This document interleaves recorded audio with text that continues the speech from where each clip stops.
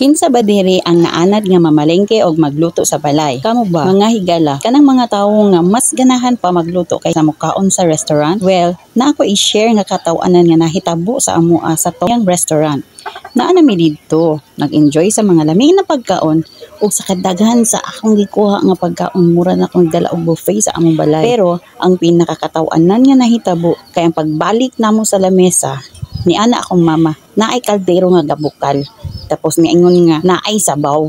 Siyempre excited kaayo ko nga makahigop ang among bata o among gamay na bata og sabaw. Ug sa dihang gisabaw pa nako sa kanon ni baby, ataya lagi ang ka-ignorante na lang jud apil na taani. Pero sa tinuod lang, ang mga moments sa ani naghatag og kalipay sa atong pamilya. Dili lang kay sa pagkaon kundi sa mga katawanan nga atong ma-experience.